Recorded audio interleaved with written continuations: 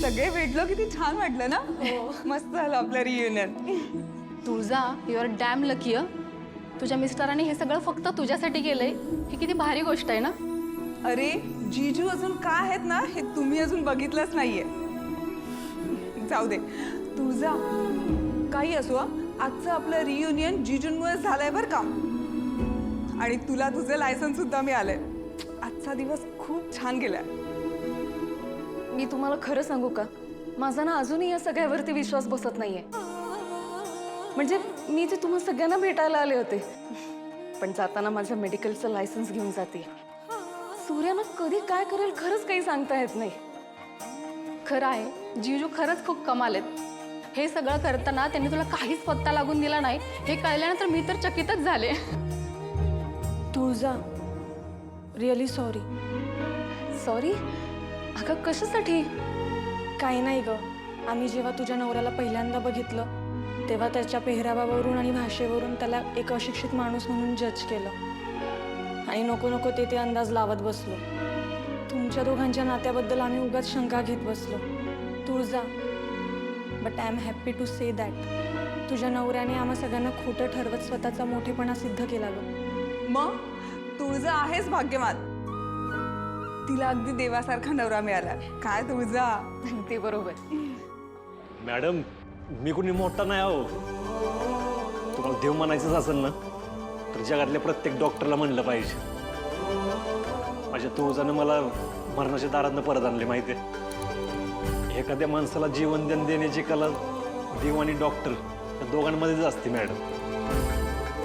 त्यामुळे देव कुणाला म्हणायचं असेल ना तर तुमच्यासारख्या सगळ्या डॉक्टरांना म्हणलं पाहिजे. How sweet. हा तर तुमचा मोठेपणा आहे जीजू. परत मीच मोठा का? हा मी खरं तेच बोलतोय.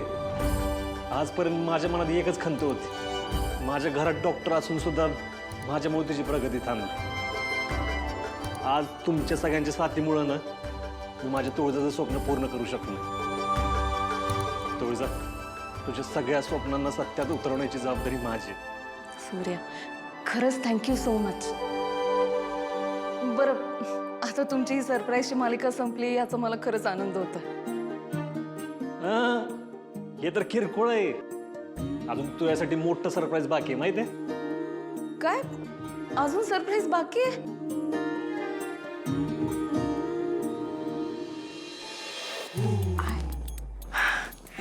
झालं.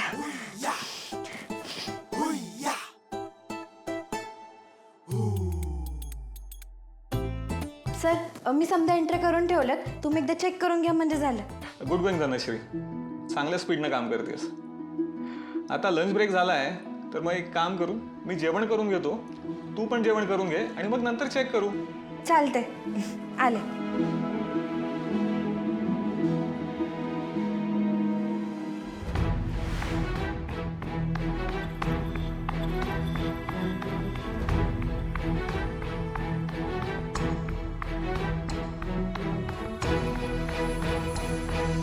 बघू आता नेमके काय दिवे लावल्यात कामाशी प्रामाणिक असणारे या धनश्रीनं.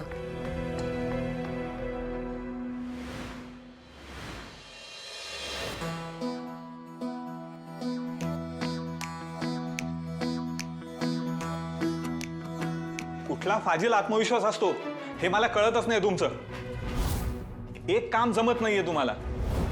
काम जमत नसेल ना तर सरळ घरी निघून जायचं. याच्यातली एकूण एक एंट्री चुकवून ठेवली आहेस तू. उगाच स्वतःचा आणि दुसऱ्याचा वेळ वाया घालवायचा नाही. अहो नाही सर, मी फाईलमध्ये बघूनच एंट्री केल्या होत्या. मग चुका कशा झाल्या? मी तुला फक्त 4 सर्टिफिकेटच्या एंट्रीज करायला सांगितल्या होत्या ना, मग एवढं कशा काय चुका होत्या तुझ्या? आणि या दुसऱ्या योजनेच्या एंट्र्या तर केल्याच नाहीस तू. एका योजनेच्या ग्राहकांची सरमिसळ दुसऱ्या योजनेत करून ठेवली आहेस तू. आता काय करायचं मला सांग.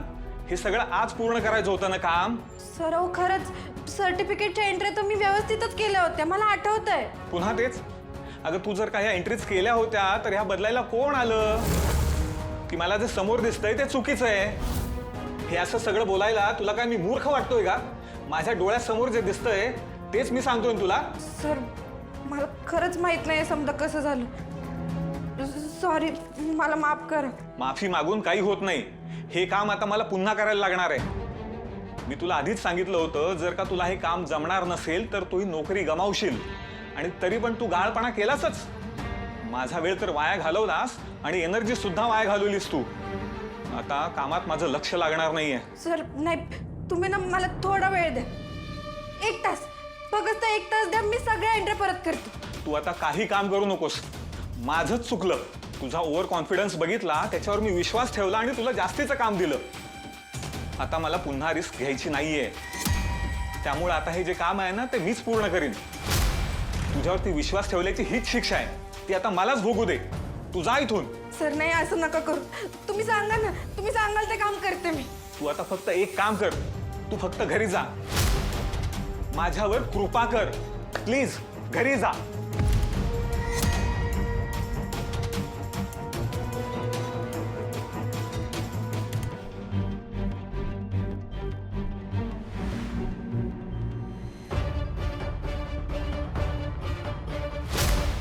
धनु, हे काहीच नाही अगं. अजून पिक्चर बाकी आहे मेरे दोस्त. खूप हाऊस आहे ना काम करायची, पण ते नाही मिळणार तुला. लवकरच तुझी डायरेक्ट उचल बांगडी करणार आहे मी इथून, बघच. तेजू, तुझी समधी औषधं आणि दुधात टाकून प्यायची पावडर आणि पैशाचं पाकिट ही समधी ह्यात टाकले मी. पण तरी बी काय राहिलं असेल तर तू जरा एकदा विचार करून बघतीस का? नाही ग आत्या, सगळ्या आठवणीने दिलंयस तू. चला चला चला चला, आमची बी तयारी झाली. चला. मालक, काय झालं? डॅडी तुम्ही कुठे निघालात? वा वा वा सुनबाई, तुम्ही एवढ्या स्वार्थी असाल असं वाटलं नव्हतं आम्हाला. तिकडे तुळजाचा नवीन दवाखाना सुरू होणार आहे, सगळा आनंदी आनंद असणार आहे, आणि त्यात सामील व्हायला तुम्ही एकट्याच जाणार का? विसरू नका, ती तुमची वहिनी होण्या अगोदर आमची लेक आहे. नाही बरं, आता तुमचा मान मोठा आहे. तुम्हीच सांगा, या आनंदात सामील व्हायला आम्ही बी आलो तर चालेल का?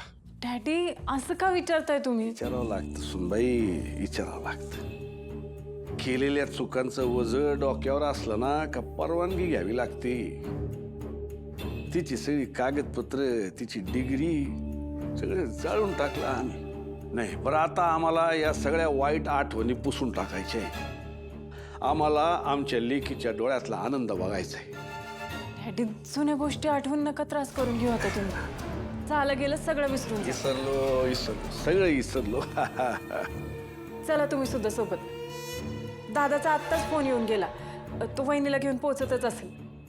सुनबाई, आम्हाला चला म्हणून तुम्ही आमच्या डोक्यावरचा लय मोठा भार हलका केलाय. आज त्यांची आई असती, किती आनंद झाला असता तिला. हो, आमचा चूर एवढा अभिमानानं भरून येतोय, त्यांनी तर गावभर पेड वाटला असतं ना. हो, बघितलं का, आपल्या तुळजाचा नवा दवाखाना सुरू होतोय ना. डॅडी आज एवढ्या आनंदाच्या दिवशी तुमच्या डोळ्यात पाणी? नाही नाही नाही नाही सुनबाई, आनंदाचे अश्रू आहेत. चला चला चला, उशीर होतोय, चला.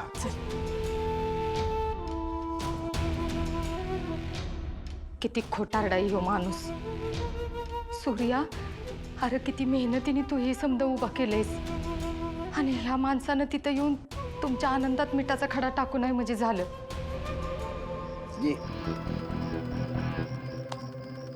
नाही सत्य, आज नको.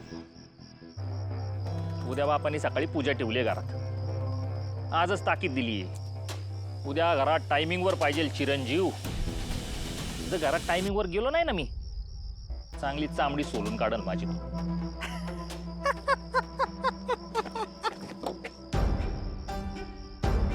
तो बाप तुला घाबरवतोय आणि तू घाबरतेस वय. आता लहान आहेस का? आता थोड्या दिवसांनी छोटी छोटी लेकरं होताल तुला, तरी घाबरतेस वय. कसं आहे ना सत्यजितराव, ज्याच्या बापाकडे आयुष्यभर पुरल अशी इस्टेट असते का नाही, त्याला सगळं ऐकून घ्यावं लागतं. करेक्ट. तुला काय वाटलं मी माझ्या बापाला घाबरतो? अजिबात नाही. हे सगळं ऐकून घेतोय ना ते फक्त पैशासाठी. माझे हात दगडाखाली अडकलेत ना रे. बाकी सगळेत ना त्यांच्या तावडीतनं सुटून गेले, पण ती तुळजा तिचं एकदम व्यवस्थित चाललंय बघ. तुला माहितीये मोठा दवाखाना खोलती आता ती. आता गावातली लोक सगळी तिला इज्जत देणार. मला एक सांग, तिची एवढी मजल झालीच कशी? अरे तिची कसली मजल, तो आहे ना तिचा नवरा सूर्यकांतराव, पायाखाली भिंगरी बांधली, भिंगरी त्याच्या. अरे थांबतच नाही रावतो. ही दवाखान्याची आयडिया आणि त्याच्या मागचे कष्ट आहेत ना, हे फक्त त्याचेच आहेत. ए, त्या सूर्याचं नाव माझ्या पुढे घेऊ नको काय. आबरू काढली त्यानं माझी, त्याला सोडणार नाही मी. तुझा दाजी असला ना तरी. मी नाही मानत त्याला दाजी, आणि तसंही माझ्या डोक्यात जातो तो. अजून जाणार आहे, अजून तुझ्या डोक्यात जाणार आहे देऊ. ते दवाखान्याचं फॅड जर सक्सेस झालं तर तुझ्या डोक्याला अजून ताप होणार आहे शत्रू. म्हणजे तुझी बहीण आधीच डोक्यानं हुशारी नाही. आधी तिचा इन्कमचा प्रॉब्लेम होता ना, आता तो प्रॉब्लेम सॉल्व्ह झाला. गावातल्या दवाखान्यापासून केलेली सुरुवात मोठ्या दवाखान्यापर्यंत जाऊन थांबू नये म्हणजे मिळवलं. नाही मला काय वाटतं माहिती का शत्रू, तुझ्या हातात नाही ना सगळ्या गोष्टी अशा निसटून चालल्यात. ए अशा कशाने सटतील बरं. मग आता पातूर काय झाले, आता पातूर काही वेगळी झाली का? हं? तू बसलायस त्या बापाच्या जीवावर. तो सूर्या दर वेळेला तुझ्या हातावर तर्री देऊन जात. तुझ्या बापाकडे लय ताकद आहे, पण सूर्यान तुझ्या पुढे त्याची काय चालत नाही. कारण आता तर दवाखाना टाकलाय. आता त्या दवाखान्यात ते दोघं बी तुझ्या बापापेक्षा जास्त पैसे कमावत्याल आणि गावात माडीवर माडी चढावत्याल. काय किंमत राहील तुझी, काय किंमत राहील? अवघड आहे गड्या.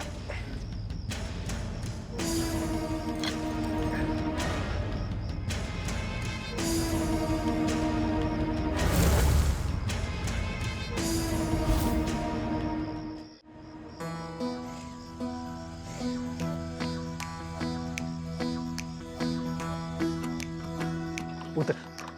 अरे उतर तर. काय झालं, इथे का गाडी थांबवलीस?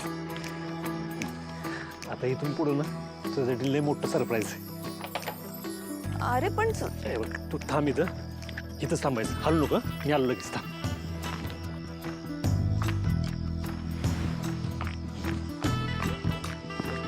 सूर्य काय सुरू आहे मला सांगशील का? तुझा तुला लय प्रश्न पडतात बघ. तू चल की चल. अरे पण काय झालं हे तरी सांग मला. आता डोळ्याने बघशील तुझ्या. चल थांब.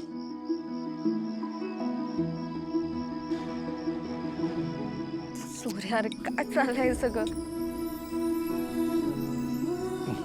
चल सूर्य काय चाललंय मला सांग तरी ऍटलीस्ट. चल तरी, थांब ना. काय एवढी घाय लागली तुला?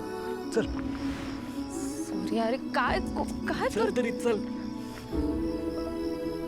आलंच. थांब. बस थांब.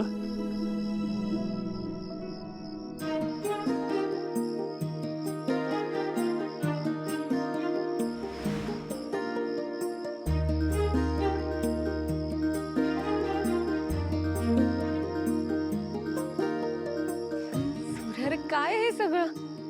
डॉक्टर तुळजा मॅडम, तुमचं या घरात नव्यानं स्वागत आहे. सूर्य अरे पण काय हे सगळं?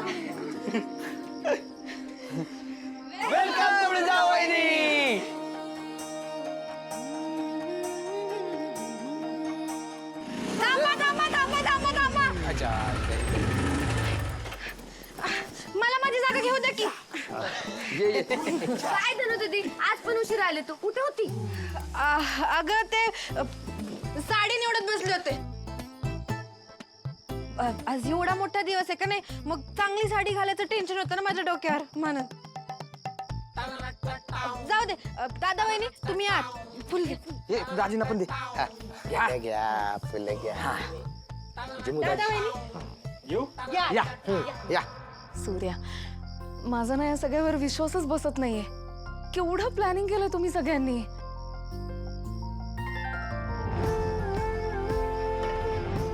चला ए, कोण आल्या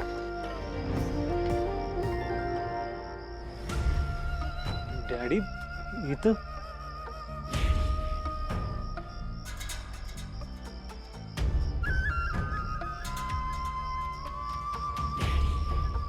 काय झालं असं का बघताय आमच्याकडं?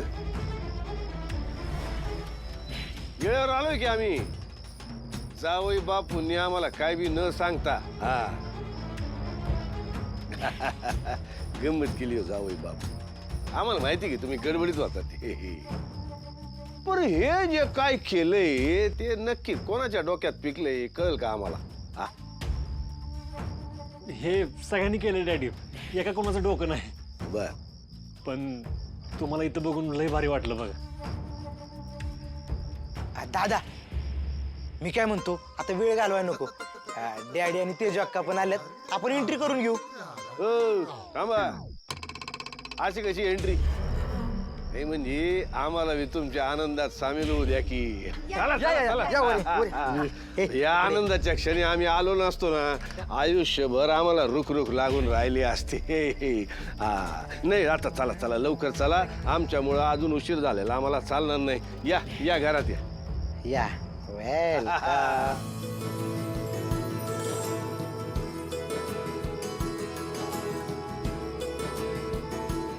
थांब.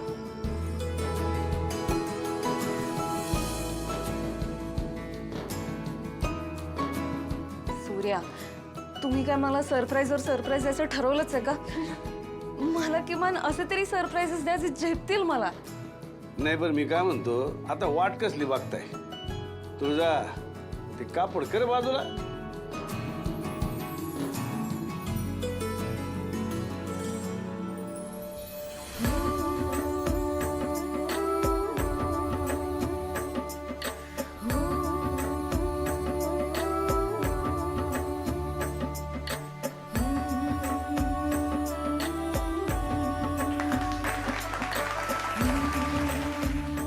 सूर्या माझं क्लिनिक. सूर्या तू केलंयस हे सगळं? वा वा वा वा जावई बापू, म्हणजे आमच्या कन्येने ते दवाखान्यासाठी लागतं ते लायसन्स मिळवलं म्हणायचं. नाही डॅडी, मी नाही मिळवलं. हे सगळं शक्य झालं तर फक्त आणि फक्त सूर्यामुळे. असे होय. मी परत कधी या दिशेला वळीन असं मला खरंच वाटलं नव्हतं. पण सूर्याने मोठ्या कष्टाने माझं मेडिकल लायसन्स मिळवलं आणि हे क्लिनिक पण. सूर्या तुला तुला खरंच नाही माहिती तू आज काय केलंयस ते. वहिनी हे तर काहीच नाही, खरं सरप्राईज अजून बाकी आहे. अजून आहेस का? काय प्लॅनिंग केलंय तुम्ही सगळ्यांनी?